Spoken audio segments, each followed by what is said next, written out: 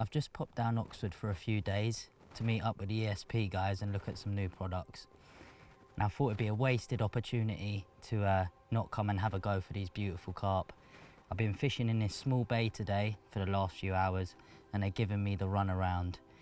I've got a few ideas of what I might do in the morning, so I'm going to do a quick night, flick some rods out on a few spots and yeah, come back at first light and see if I can trick one of these old scaly mirrors up. I got down here yesterday afternoon and after a little walk around the lake I found a few nice fish milling about in one of the small bays. Like lots of other lakes, this lake's got a spot where the fish like to gather up during the daytime, sun themselves, sit around just enjoying the weather and less angling pressure. This lake is early in the year, it's May, and in this small bay the pads aren't really up too deeply yet, so it is quite hard to present a bait unless fishing in the edge. I had a little walk round with the lake being quite overgrown and I managed to find a small little gap in the reeds, although when I stepped in the edge with my waders, with the lake being so old, the silt was really deep. It come up a couple of feet and yeah, it wasn't pleasant. I had a little fright. So what I done, instead of wading around trying to find a spot to edge fish, I just thought that I'd have a little go for the carp with some floating crust. And like other lakes, when you do see them milling about in the spring, enjoying the weather, they sometimes aren't really up for feeding.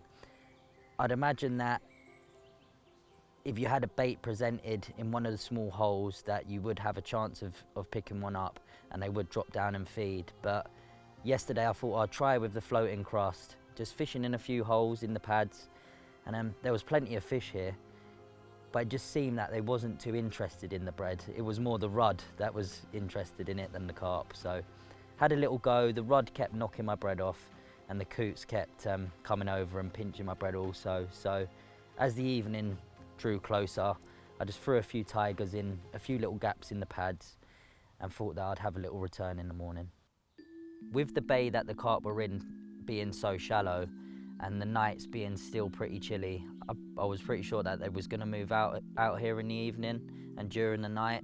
So leading up to this trip, Jack made a few bait ups for us and using some Cremino boilies and tigers out in the deeper water. And I thought that we'd have a nice night together, a nice comfortable catch up, and then fish out in the open water during the evening and night time.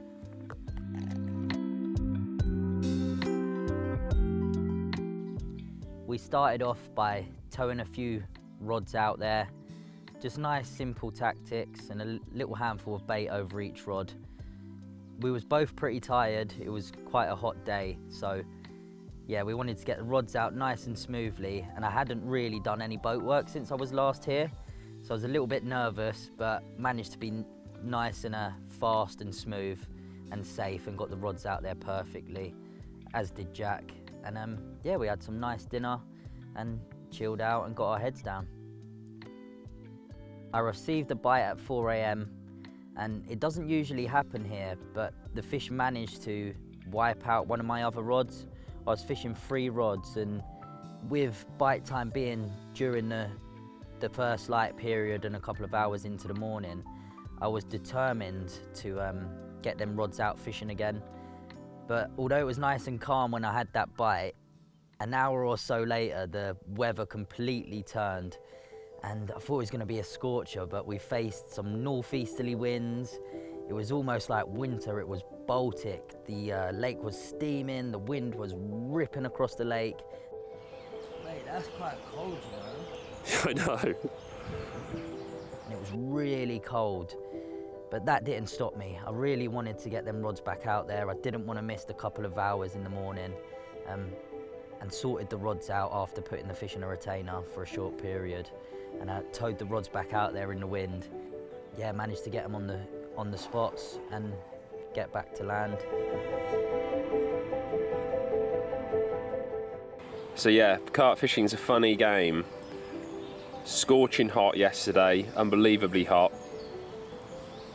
Almost too hot for the fish to take bread. They were just not really that interested.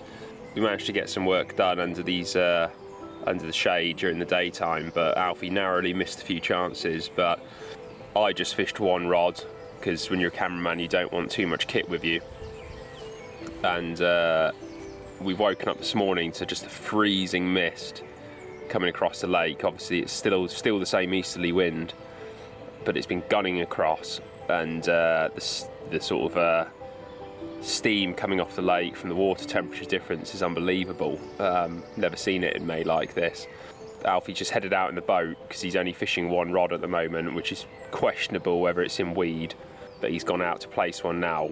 He's like Captain Birdseye out in the North Sea at the moment. It's so steamy and cold in that wind. Yeah, no, fair play. He's got to get it back out there because it's only about 6:30 in the morning and there's still a couple of hours of bite time left. Shortly after my first bite, Jack received the bite, fishing at long range, and with the wind and cold ripping across the lake, it was quite amusing watching him play this fish in a t-shirt, shivering, with tears streaming down his face, whilst I watched from under the brolly, hiding under my cover. So yeah, that was quite amusing.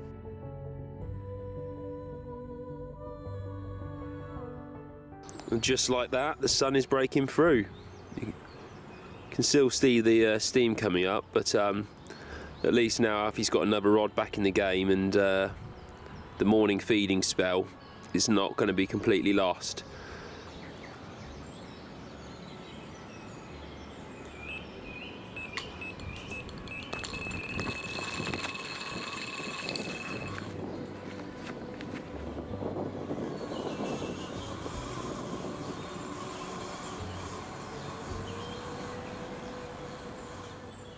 I received another bite, maybe half hour after putting the rods back out there. I think I even said to Jack, do you think it disturbs it much? And 10 minutes later, the rod absolutely ripped off.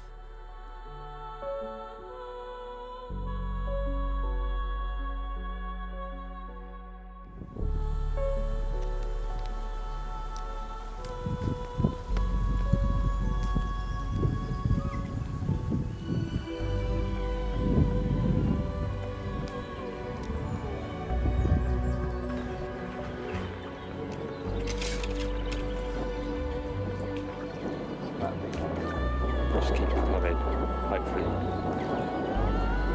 Oh, I can't do this to the camera at the same time. It's a video fish, isn't it? Got him in? Ain't got him in, Jack. I have. Yep. Yeah. It is, isn't it? Flip him over, I think we're going to find out that's him. It is him, isn't it? Yes. Buzzing. After a great battle, when the fish come close and it was nearly in the net, I noticed exactly what fish it was. Pretty distinctive, and one I really dearly wanted to catch. I mean, it's not often that when someone says that a carp's almost double their age, that it really is quite accurate. I mean, the first recording of this carp was in the late 80s, and then the late 90s, Terry caught this fish at over 20 pounds. Don't know what to say. To give you an idea, I think it was a year before I was born, and I was born in 98. Terry caught it around 97, so 28 years ago, and that carp was already a 20 pounder, so very, very old carp. Yeah, and an absolute beautiful dinosaur. Off you go. Thank you very much.